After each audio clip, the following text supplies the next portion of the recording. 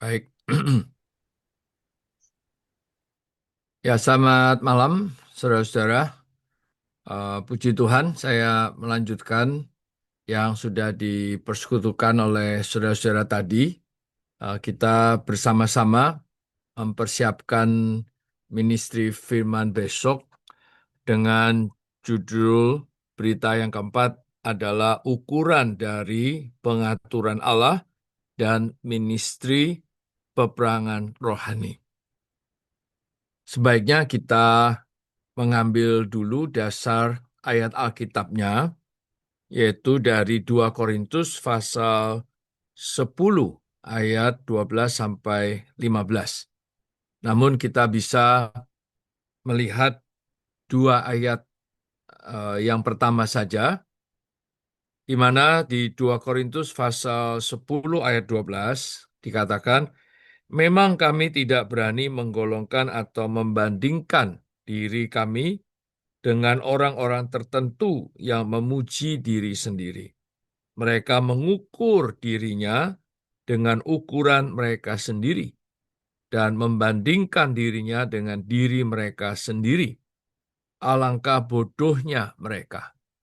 Di sini ada satu fakta bahwa ada sekelompok orang, ini tentunya adalah orang-orang Yahudi yang ada di Korintus, mereka yang giat di dalam agama Yahudi, mereka adalah orang-orang yang mengukur diri mereka dengan ukuran mereka sendiri. Mereka membandingkan dirinya dengan diri mereka sendiri. Tetapi ayat 13 adalah kebalikan dari ayat 12. Dan ini adalah teladan para rasul, khususnya Rasul Paulus.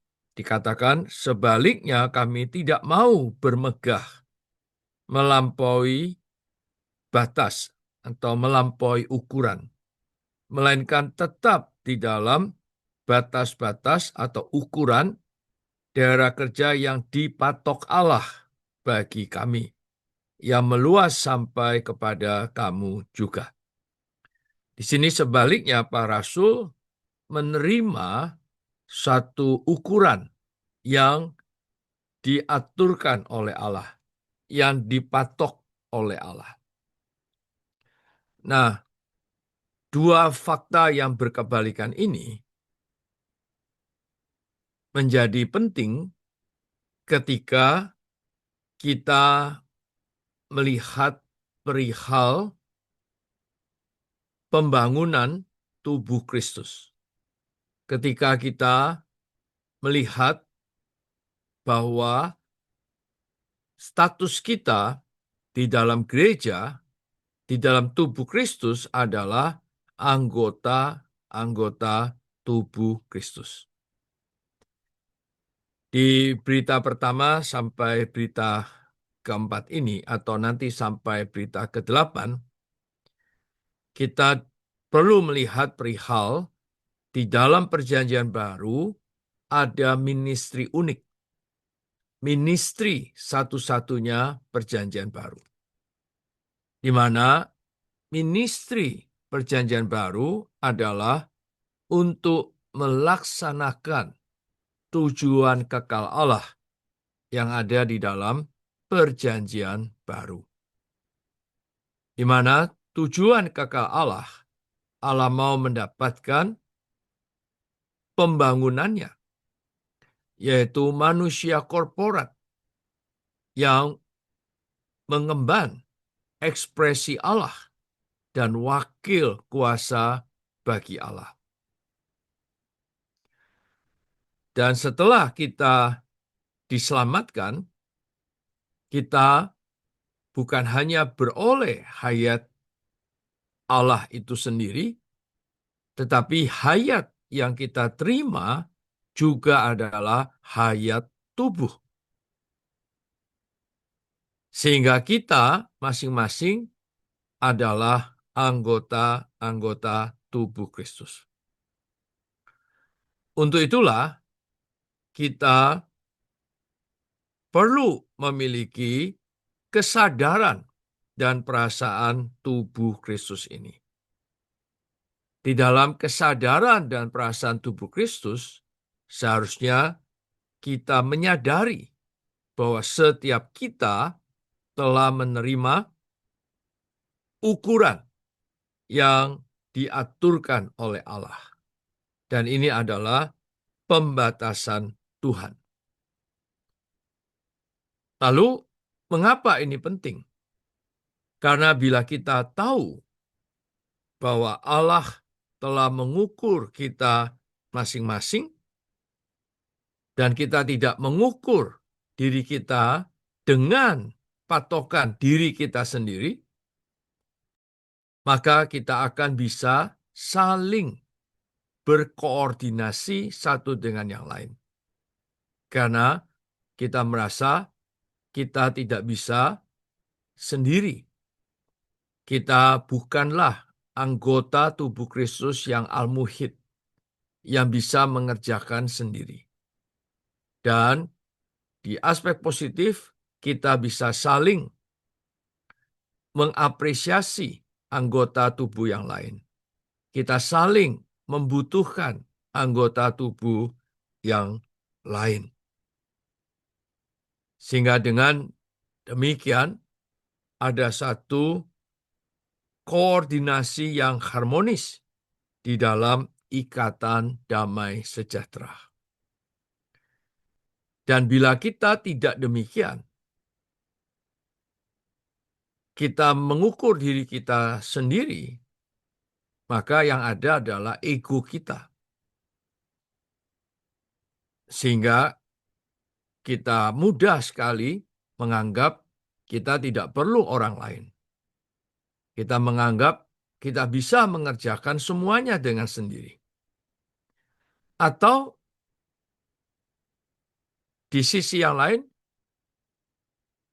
kita merasa, ya saya tidak memerlukan orang lain sehingga saya cuek terhadap kepentingan tubuh. Saya hanya mementingkan diri sendiri. Ini semua adalah ciri-ciri orang yang mengukur dengan dirinya sendiri. Semoga perkataan ini juga bisa mendorong saudara-saudari untuk ada di dalam terang Tuhan, bahwa betapa kita tidak bisa kekurangan siapapun. Kita memerlukan setiap orang, setiap anggota tubuh Kristus. Tetapi bukan anggota yang sendiri-sendiri, melainkan di dalam menunaikan fungsi berkoordinasi, terbangun satu dengan yang lain.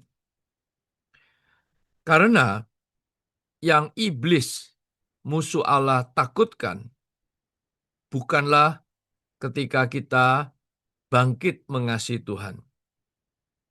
Ketika kita bangkit berdoa, iblis tidak takut. Yang iblis takutkan adalah tubuh Kristus yang terbangun. Karena begitu tubuh Kristus terbangun, maka Allah mendapatkan pasukannya. Allah mendapatkan manusia korporat yang menghancurkan iblis, yang menghancurkan kerajaan iblis. Ini yang paling iblis takutkan. Maka iblis juga pintar. Dia dengan segala kelicikannya di dalam strateginya, dia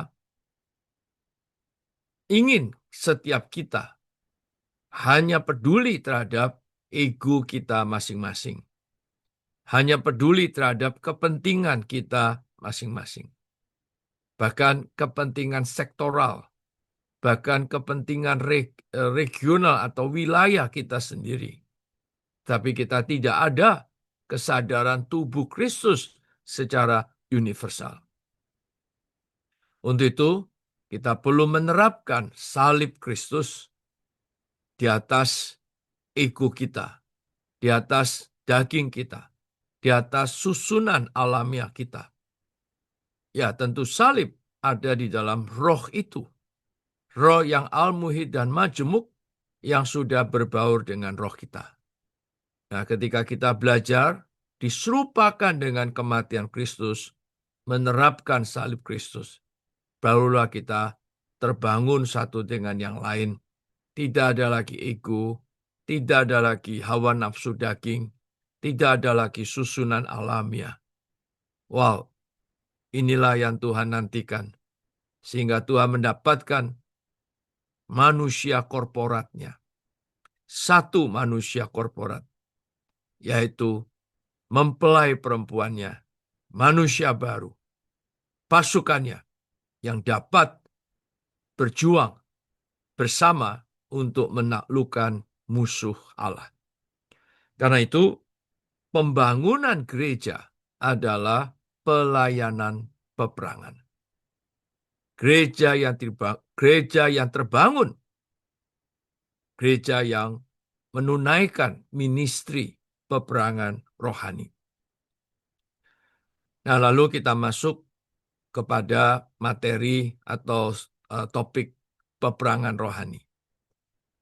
Mengapa ada peperangan rohani? Tentu dasar ayat Alkitabnya adalah Efesus pasal 6 ayat 10 sampai 12. Di mana di Efesus pasal 6 ayat 10 sampai 12 dikatakan, akhirnya hendaklah kamu kuat di dalam Tuhan, di dalam kekuatan kuasa-Nya. Kenakanlah seluruh perlengkapan senjata Allah, supaya kamu dapat bertahan melawan tipu muslihat iblis. Karena perjuangan kita bukanlah melawan darah dan daging, tetapi melawan pemerintah-pemerintah, melawan penguasa-penguasa, melawan kuasa-kuasa dunia yang gelap ini, melawan roh-roh jahat di langit. Saudara-saudara, peperangan rohani dikarenakan di alam semesta ada 3 kehendak. Pertama, kehendak ilahi, kehendak Allah. Yang kedua adalah kehendak musuh Allah, yaitu kehendak iblis. Dan yang ketiga adalah kehendak manusia. Nah, Allah mau kita menggunakan kehendak kita bersatu dengan kehendak Allah melawan kehendak iblis. Kehendak Allah selalu berlawanan dengan kehendak iblis. Apa yang Allah bangun selalu mau dirusak oleh iblis, mau dihancurkan oleh iblis. Itulah peperangan rohani. Dan sesungguhnya iblis juga mau mendapatkan kita. Itulah asal mula kejatuhan manusia. Kejatuhan manusia karena iblis mendapatkan kehendak manusia untuk bersama-sama dengan dia melawan kehendak Allah. Tetapi sekarang, saudara-saudara, kita yang sudah beroleh selamat, kita yang telah dipindahkan dari kerajaan gelap ke dalam kerajaan terang, seharusnya kita memakai kehendak kita bersatu dengan kehendak Allah melawan kehendak iblis. Inilah yang Tuhan ajarkan kepada murid-muridnya di Matius pasal 6 ayat 10. Ketika Tuhan mengajarkan murid-muridnya berdoa, yaitu datanglah kerajaanmu, jadilah kehendakmu di bumi seperti di surga. Maka tujuan dari peperangan rohani ini adalah mendatangkan kerajaan Allah. Dan ketika kerajaan Allah datang, itulah kehendak Allah terlaksana di bumi seperti di surga.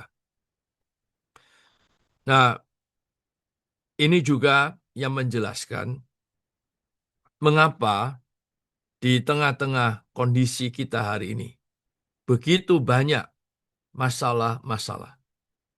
Baik masalah besar maupun masalah kecil. Baik masalah pribadi ataupun masalah di dalam keluarga. Ada banyak persoalan antara hubungan suami dan istri dan atau sebaliknya. Hubungan orang tua dan anak atau sebaliknya. hubungan dengan keluarga besar, atau ada masalah hubungan dengan teman-teman di dalam pekerjaan, saling berkompetisi, saling menjatuhkan, atau masalah koordinasi di dalam gereja, sulit bisa terbangun, dan begitu banyak persoalan-persoalan yang akhirnya membuat anak-anak Tuhan juga tidak punya hati lagi terhadap Tuhan, hambar terhadap Tuhan, kasih terhadap Tuhan makin hari makin dingin. Saudara-saudara, kita harus memberikan perasaan ini kepada kaum saleh, karena itulah wujud dari pekerjaan si musuh, kuasa kegelapan. Setiap masalah, baik besar ataupun kecil, di belakangnya ada kuasa kegelapan. Di belakangnya ada penguasa-penguasa jahat ini, yang setiap saat, setiap waktu mau menghancurkan kita. Dan khususnya akan menghancurkan pembangunan di antara kita. Nah, maka disinilah kita harus memahami apa strategi yang Tuhan aturkan supaya kita tidak berlarut-larut termakan oleh siasat si iblis ini. Maka Tuhan mau membawa kita terlibat di dalam peperangan rohani.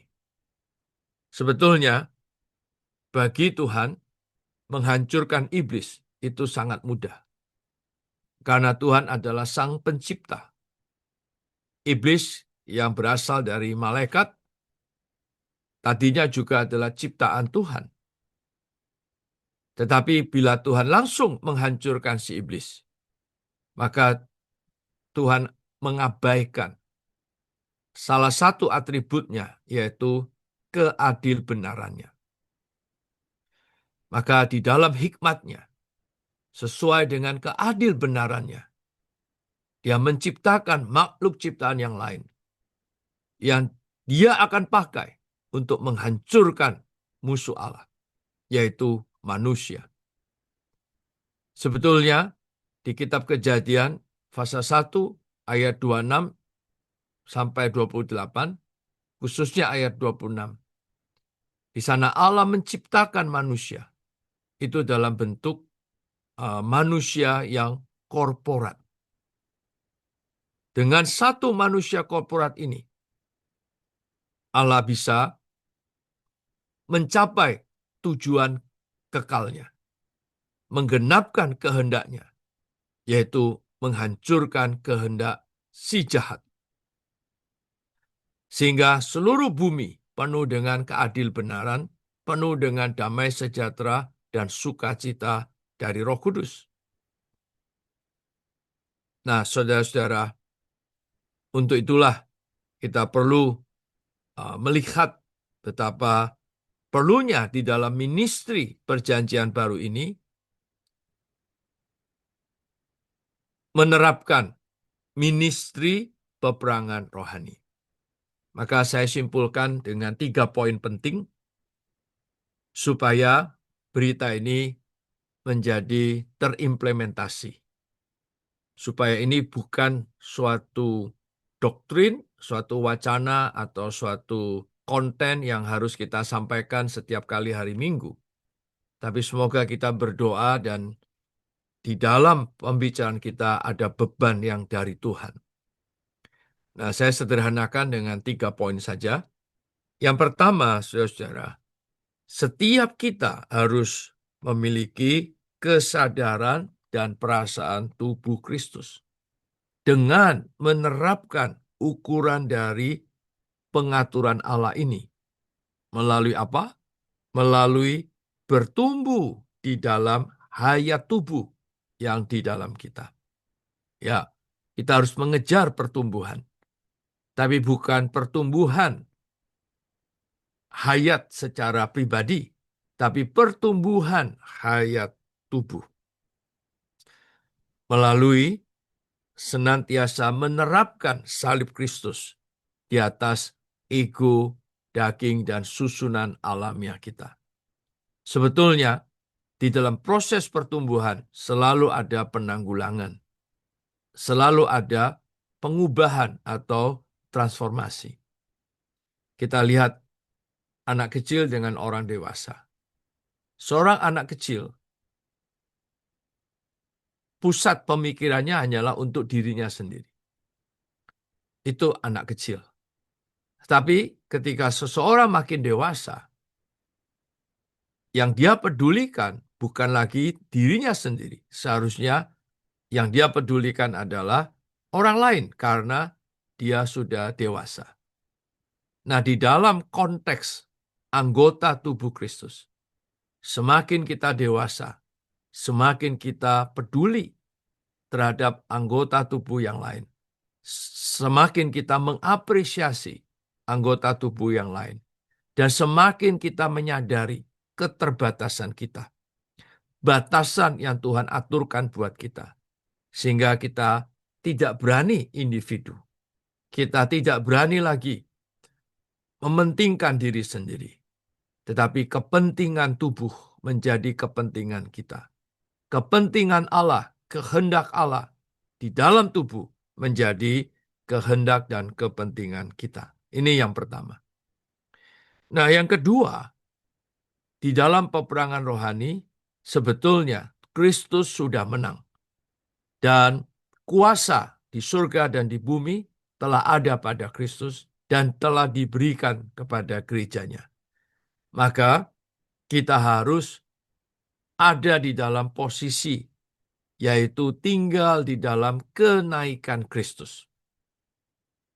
Selama kita tidak tinggal di dalam kenaikan Kristus, ya kita selalu ada di bawah bayang-bayang kuasa kegelapan. Sehingga tidak sedikit anak-anak Tuhan ada di bawah ketakutan, kecemasan, bahkan kesombongan dan sebagainya. Ini adalah kuasa kegelapan yang bekerja. Karena itu kita harus bersama Kristus tinggal di dalam kenaikannya. Nah, lalu realitasnya apa? Yaitu kita harus kembali ke dalam roh. Percaya kepada firman Allah. Firman Allah adalah benar dan amin. Tidak ada keraguan.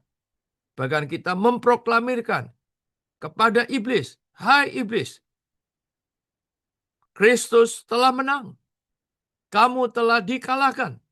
Kamu telah dihakimi di atas salib. Kamu tidak punya hak kuasa apapun di atas diriku. Nah, kalau kita tidak di dalam roh, kita tidak di dalam kenaikan Kristus sebagai ciptaan baru, maka kita sering tertipu dan dikalahkan oleh si jahat. Maka kita harus kembali ke dalam roh, percaya kepada firman Allah, dan kita perlu berdoa. Dengan demikian kita mengenakan perlengkapan lengkap senjata Allah. Itulah realitas hidup di dalam kenaikan Kristus. Nah, ini yang kedua. Nah, yang ketiga, kita berdasar Efesus pasal 1 ayat 10 dan Kolose pasal 1 ayat 18. Di Efesus pasal 1 ayat 10 dikatakan bahwa sebagai persiapan kegenapan waktu untuk mempersatukan di dalam Kristus sebagai kepala segala sesuatu. Di sini adalah bahasa Inggrisnya head up. Kristus yang mengepalai segala sesuatu. Nah, Kolose pasal 1 ayat 18, bahwa Kristus adalah yang pertama dan yang utama dalam segala sesuatu. Kita tahu asal mula kekacauan satani, sehingga seluruh alam semesta menjadi reruntuhan. Itu karena memberontak kepada Allah, tidak taat kepada Allah, melawan kekepalaan Allah. Nah, hari ini kita mau di dalam peperangan rohani, kita harus terlebih dahulu tunduk kepada kekepalan Kristus. Kita harus belajar taat dan menjadikan Kristus sebagai yang terutama dan yang utama dalam segala sesuatu. Itulah kita mengasihi Dia dengan kasih yang terbaik, kasih yang semula. Saudara, bila demikian, kita akan diselamatkan dari kekacauan satani. Kita diselamatkan dari reruntuhan alam semesta ini. Nah, semoga dari 3 poin ini yang sebetulnya bisa kita terapkan dalam kehidupan dan pelayanan kita sehari-hari, maka Tuhan ada jalan melalui gereja menunaikan ministri peperangan rohaninya untuk merampungkan ministri perjanjian baru, menggenapkan tujuan kekal Allah yang ada di dalam perjanjian baru. Semoga Tuhan rahmati kita. Yang pertama, harus semakin bertumbuh, dan pertumbuhan kita mengarah kepada tubuh. Pertumbuhan kita membuat kita makin kuat kesadaran dan perasaan tubuh. Dan di dalamnya kita tahu batasan kita masing-masing, dan karena kita dibatasi masing-masing, itu menunjukkan kita tidak bisa individu. Kita saling tergantung, kita saling membutuhkan, kita perlu saling berkoordinasi. Maka di dalam proses pertumbuhan ini, biarkanlah salib Kristus menanggulangi ego, daging, dan susunan alamiah kita. Yang kedua, secara positif, kita harus senantiasa kembali ke dalam roh, tinggal di dalam kenaikan Kristus, percaya kepada firman-Nya, dan berdoa. Dan dengan demikian kita mengenakan perlengkapan lengkap senjata Allah. Karena di dalam medan peperangan, tanpa senjata kita pasti hancur. Kita mengenakan perlengkapan senjata Allah dengan iman, dengan doa, dengan di dalam roh. Maka itulah realitas hidup di dalam kenaikan Kristus. Disitulah kita memproklamirkan kemenangannya. Dan iblis tidak ada hak apapun, tidak ada kesempatan apapun untuk menjatuhkan kita. Dan terakhir, kita harus senantiasa dikepalai oleh Kristus. Menjadikan Kristus sebagai yang terutama dan yang pertama dalam segala sesuatu di dalam kita. Dia yang memiliki skala prioritas yang terpenting. Dan kita belajar tunduk, kita belajar taat, maka puji Tuhan, kita akan diselamatkan dari reruntuhan alam semesta, kita diselamatkan dari kekacauan satani, kita dipulihkan kepada ekonomi ilahi, yaitu hidup di dalam keteraturan. Karena suplai Allah bagi kita baru bisa terjadi, terlaksana ketika ada di dalam keteraturan. Moga demikianlah Tuhan di zaman yang akhir ini, bahkan di ujung zaman yang akhir ini, kita bersama-sama merampungkan kehendak-Nya, mendatangkan kerajaan Allah.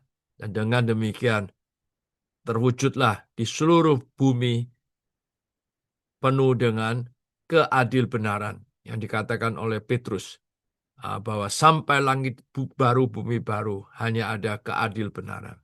Lalu penuh dengan damai sejahtera dan sukacita Roh Kudus. Saya kira ini yang kita harapkan. Saudara-saudara, semoga Tuhan juga membantu kita, mengurapi kita terus, sehingga persekutuan kita besok tidak banyak suatu pengetahuan yang kosong, tetapi kebenaran yang sejati. Dan kalau bisa kita juga ada pengalaman bagaimana kita tunduk kepada Kristus, bagaimana kita belajar terbangun, bagaimana kita menerapkan salib Kristus, bagaimana kita saling memperhatikan, dan kita mengajak kaum saleh yang lain.